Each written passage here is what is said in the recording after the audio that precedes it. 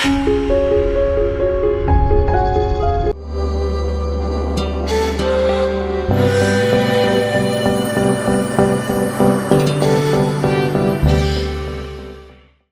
ಮಾಣಿಕ್ಯ ವೀಕ್ಷಕರಿಗೆ ನಮಸ್ಕಾರ. ನಾನು ನಾಣಿ ಮೇಕಪ್ ಕಲಾವಿದ.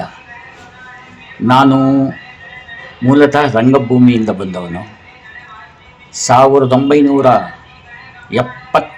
1977-78 ಸಮಯದಲ್ಲಿ ಹವ್ಯಾಸಿ ನಾಟಕ ತಂಡಗಳಿಗೆ ನಾನು ಹೆಚ್ಚು ಮೇಕಪ್ ಮಾಡ್ತಾಯಿದ್ದೆ.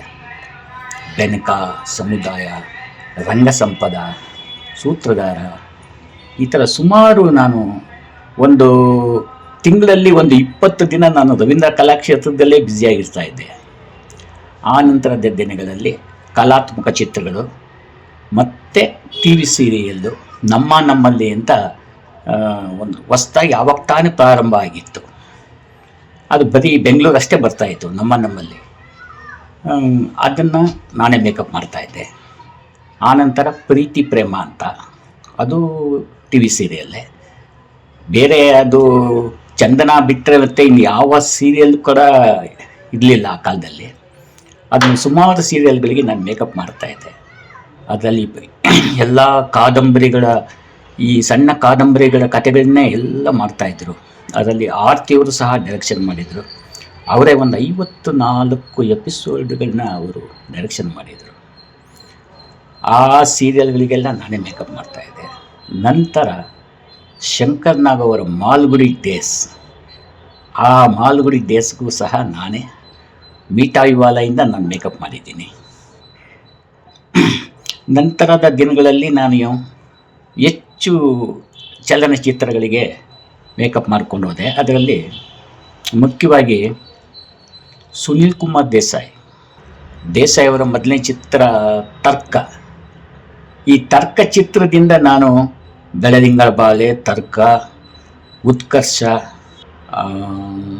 ಮತ್ತು ಸುದೀಪ್ ಅವರ ಸ್ಪರ್ಶ ಚಿತ್ರ ಕೂಡ ನಾನು ಮೇಕಪ್ ಮಾಡಿದ್ದೀನಿ.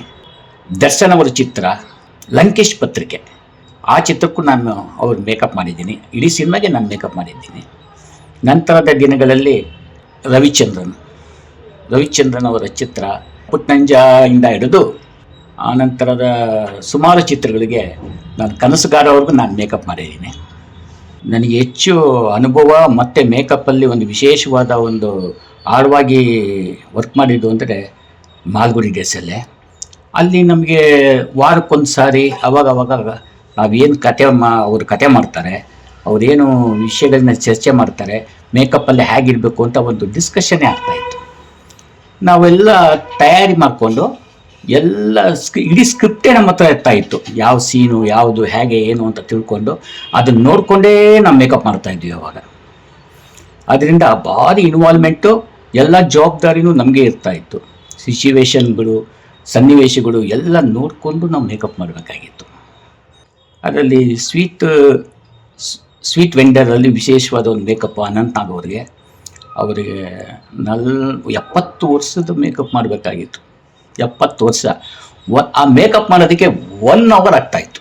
ನಾವೇನೇ ಫಾಸ್ಟಾಗಿ ನಾನು ಮೇಕಪ್ ಮಾಡಬೇಕು ಅಂದರೂ ಕೂಡ ಆಗ್ತಾ ಇರಲಿಲ್ಲ. 1 hour ಮೇಲೆ ಆಗ್ತಾಯಿತ್ತು. ಕೊನೆಗೆ ಅವರು ಒಂದು ಟೇಪ್ ರೆಕಾರ್ಡ್ ಇಟ್ಕೊಂಡ್ಬಿಡ್ತಾಯಿದ್ರು. ಭಾಗ್ಯದ ಲಕ್ಷ್ಮಿ ಬಾರಮ್ಮ ಅಂತ ಒಂದು ಹಾಡನ್ನು ಭೀಮಸೇನ್ ಜೋಶಿ ಅವ್ರದ್ದು ಹಾಕ್ಕೊಂಡು ಅದನ್ನು ಕೇಳ್ಕೊಂಡು ಕೂತ್ಕೊಳ್ತಾಯಿದ್ರು. ನಾನು ಮೇಕಪ್ ಮಾಡ್ತಾ ಇದ್ದೆ. ಯಾಕಂದರೆ ಅದು ಅಷ್ಟು ಟೈಮ್ ತೊಗೊಳ್ತಾ ಇತ್ತು. ಯಾಕಂದರೆ ಏಜ್ಡ್ ಮೇಕಪ್ಪು, ಅದನ್ನು ಫಾಸ್ಟಾಗಂತೂ ಮಾಡೋಕ್ಕಾಗೋದಿಲ್ಲ. ಭಾರಿ ಡೀಟೇಲಾಗಿ ಶೇಡ್ಸು, ಹೈಲೈಟ್ಸು, ಈ ಥರ ಎಲ್ಲ ಒಂದು ವರ್ಕ್ ಮಾಡಿಕೊಂಡು ಭಾರಿ ಪೇಷನ್ಸಾಗಿ ಮಾಡಬೇಕಾಗಿತ್ತು. Artistic work. ಹಾಗಾಗಿ ಅದೊಂದು ನನಗೆ ಒಳ್ಳೆಯ ಎಕ್ಸ್ಪೀರಿಯೆನ್ಸು. ಆಮೇಲೆ ಶಂಕರ್ ನಾಗ್ ಅವರ ಒಂದು ಇದರಲ್ಲಿ ಯಾವುದೇ ಸೀನು ಏನೇ ಒಂದು ಇದು ಬದಲಿ ಅದನ್ನು ಮೊದಲೇ ನಾವು ತಿಳ್ಕೊಂಡು ಚರ್ಚೆ ಮಾಡಿ ಆ ಸಿಚುವೇಶನ್ಗೆ ಸನ್ನಿವೇಶಕ್ಕೆ ಏನು ಬೇಕೋ ಅದನ್ನು ಸಹ ನಾವು ತಿಳ್ಕೊಂಡೇ ಮಾಡಬೇಕಾಗಿತ್ತು.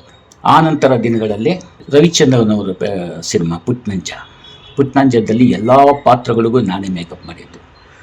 ರವಿಚಂದ್ರನಿಂದ ಹಿಡಿದು ಉಮಾಶ್ರೀ ಎಲ್ಲ ಪಾತ್ರಗಳು ನನ್ನದೇ ಅದರಲ್ಲಿ ಮೇಕಪ್ಪು.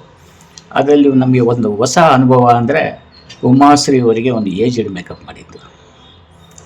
ಆ ಏಜ್ಡ್ ಮೇಕಪ್ ಯಾವ ರೀತಿ ಅಂದರೆ ಅದಕ್ಕೆ ಆ ಒಂದು ಸ್ಫೂರ್ತಿ ನನಗೆ ಬರೋದಕ್ಕೆ ಕಾರಣ ಬಿ ಸುರೇಶು. ಸಂಭಾಷಣೆ ಬರೀತಾ ಇದ್ರು ಅದರಲ್ಲಿ. ಅವರು ನನಗೆ ರಂಗಭೂಮಿಯಿಂದ ನನಗೆ ಸ್ನೇಹಿತರೇ ಆಗಿದ್ದರು. ಆಮೇಲೆ ಈ ಒಡಲಾಳ ಅನ್ನೋ ಒಂದು ನಾಟಕದಲ್ಲಿ, CGK ಒಂದು ನಾಟಕದಲ್ಲಿ ನಾನು ಮೇಕಪ್ ಮಾಡ್ತಾಯಿದ್ದೆ. ಅದು ಸುಮಾರು ಶೋಗಳಾಯಿತು. Bombay, Delhi, all over India ಎಲ್ಲ ತುಂಬ ಶೋಗಳಾಯಿತು. ಅದು ಒಡಲ ಹಾಳ CGK, ಅದು ಸ್ಟೇಜ್ ಮೇಕಪ್ಪು.